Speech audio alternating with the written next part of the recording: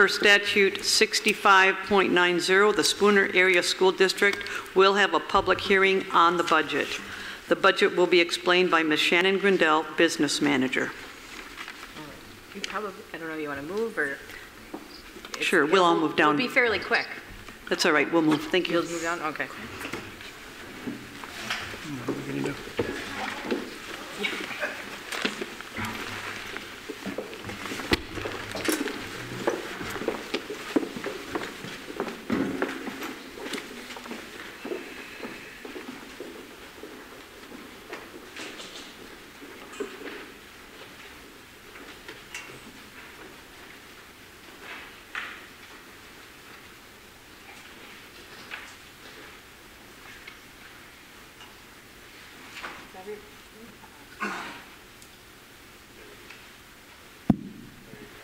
Everybody have a handout? Okay, I'm not hearing any objections. Well, we will get started, and this is just a very short presentation that if you've attended in the past couple of years, it's largely remained the same. We're just going to do a broad overview of the budget this year and talk about some of the other forces that drive the budget for Spooner. If you see a page number on a slide, that's a corresponding page number that's in your packet for your reference. We always start out with an overview of the levy. So for 17-18, we're looking at a total levy of $15,673,938. For Fund 10, a little over $12 million. For Fund 38, which is our non-referendum debt, $159,000. For Fund 39, which is our referendum debt, about $3.2 million. And for Fund 80, our community service fund, we're looking at levying about exactly $158,000. If anybody has questions at any time throughout the process, just holler them out, raise your hand. Last year, we started talking about revenue caps, and I actually think we had it in the year before. And revenue caps is something that was put into place in the 93-94 school year. And this is something that we continue to have conversations about at Spooner, because during those years, Spooner was a fiscally responsible district and didn't spend, I would say, outside of what the community really didn't want. So they kept their revenue limits low. And that is something that we're still seeing today. When you look at our per pupil revenue, we're at $9,200 compared to some districts in our CISA that are up around $13,000. And when the revenue limits were froze, you were froze at what you levied that year. So if you levied low that year, you continue to pay for it in the subsequent years. Now this is something that has been going on. One thing that we have had in the last couple of years was the increase per pupil, and that is not something that's in the revenue limit. That's actually outside of the revenue limit. We get those dollars as aid dollars from the state, and you can see that in 13-14 we received a small increase of $75 per student. It has gone up a little bit in the subsequent years, and then for 17-18 we're getting an extra $204 per student. Again, not on the revenue limit, outside of the revenue limit. We receive this as a payment from the state in the early spring. We always like to look at enrollment data, because enrollment is what drives our revenue on the revenue limit worksheet. A concern that we've had and we continue to have at Spooner is the declining enrollment. This year we're looking at a 10-year trend, and you can see it's been a little bit fluctuating. I can't speak to the years 12-13 and before. I can say that in 13-14, that was the first year that Spooner was allowed to count our pre-K students, the 4-year-old kindergarten, and also the first year of Save Academy. And in 14-15, again, counting pre-K students, and the second year of Save Academy. Now in 15-16 and going forward, you can see that we've dropped in FTEs, and that's because we did close the Save Academy and then the continued drop of enrollment for 16-17 and 17-18. This isn't something that's new to Spooner.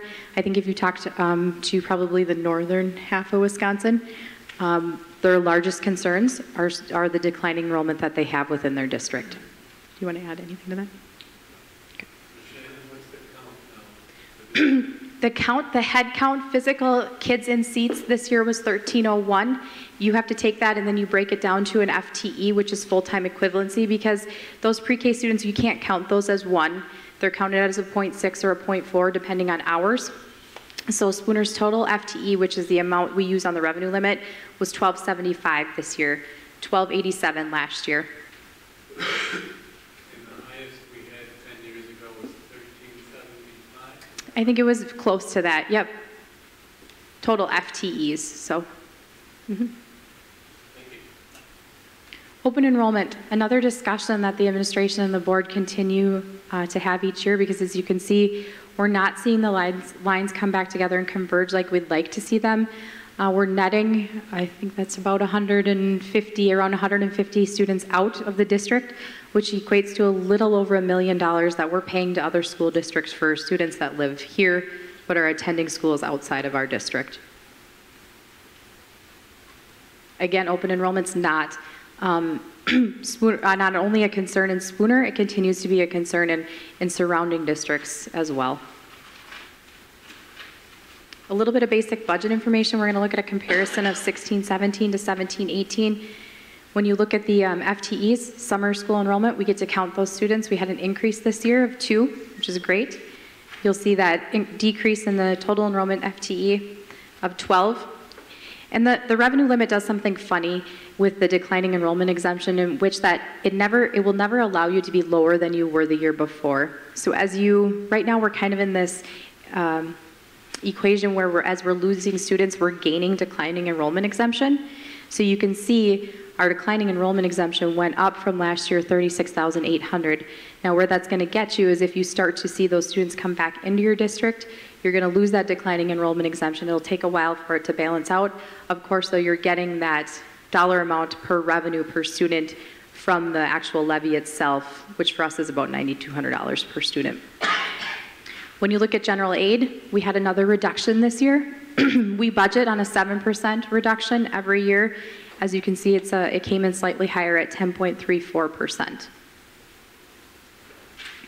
Allowable revenue limit, we were at 12.6 last year, and this year we levied to the max we will levy to the max at about 12.8. That's an increase of 158,000. So we're keeping it pretty flat when you're talking about 158,000 on 12 million. That's not bad. And again, the overall proposed levy going from about 15.3 last year to 15.6 this year. This again is just looking at an all funds, the levy for all funds, three-year look back. You can see if you go down to the bottom, the increase percentage from 14-15 to 15-16 was about 3.34%. We saw that a little bit higher increase in 16-17 because we did raise those debt payments.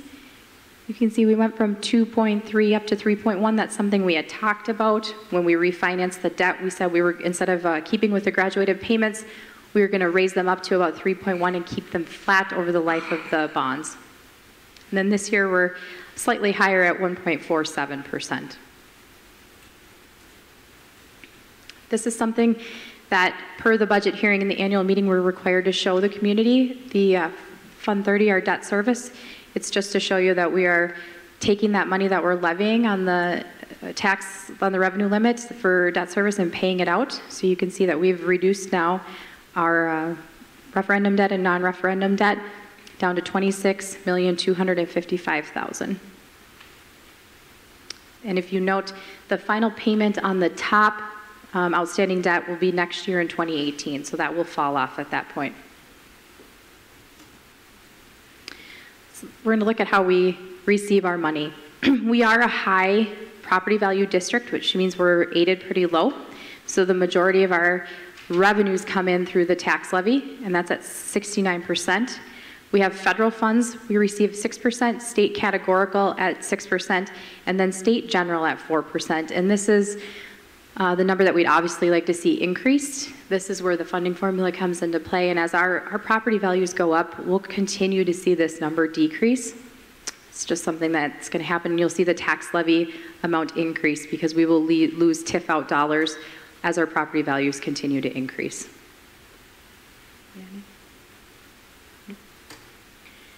This is how we've budgeted our expenditures for 17-18. Again, the three largest categories that we have are contracted services, benefits, and salaries. That's nothing new for us. Salaries and benefits are always going to be the most amount that you're budgeted. Contracted services for us is probably a little bit higher than other districts. I know I repeat this every single year. That's because we contract out our busing, and that's where it's run through as the contracted services amount. When you look at our debt retirement, it's at 13%, and as we pay down those bonds, that number will continue to decrease. Consumables is at 6%. That's just the general supplies that we use day-to-day in the district for operations. And then the interfund transfer is at 7%, and that's just the transfer that we are required to make to Fund 27 at the end of the year to make it balance. This is another slide that we show pretty much every year, and it's just a really telling slide on where Spooner is compared to the CISA and per revenue spending. You can see we're at 9,200. We're 37 out of 39 districts in our CISA. Dan? Shannon, could you please repeat that? We are 37 out of 39 districts in our CISA. Thank you. Mm-hmm. Why is that again? Because we're so wealthy here? Yeah, no, that's because, dating back to that 93, 94 when the revenue limits were set, that's not the direct reason, but when the revenue limits were set, you set them, they were set low at that point, and then the only way that you'll change your per revenue spending is if you have a referendum to increase those revenue limits on your tax levy.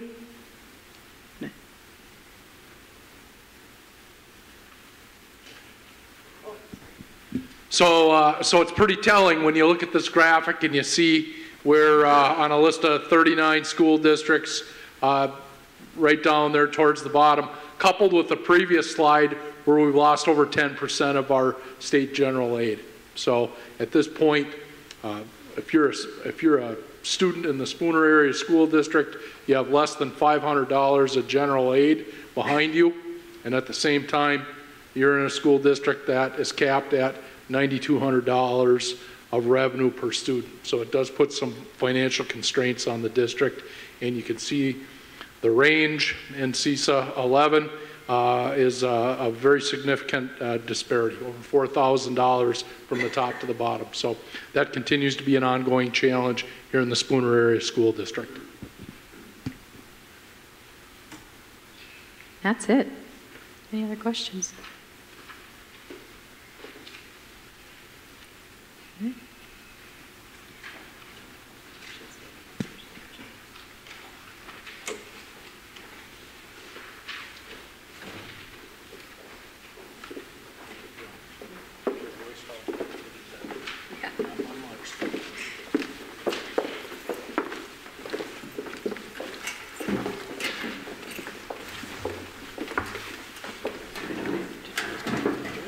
Yep, we'll adjourn and then come back at 6:30 p.m. Right. Annual meeting. Thank you, Shannon, for that report. And at this point, we will adjourn the budget hearing, and the annual meeting will begin at 6:30. Thank you. It's 6:20. Oh, 6:17. Okay, good.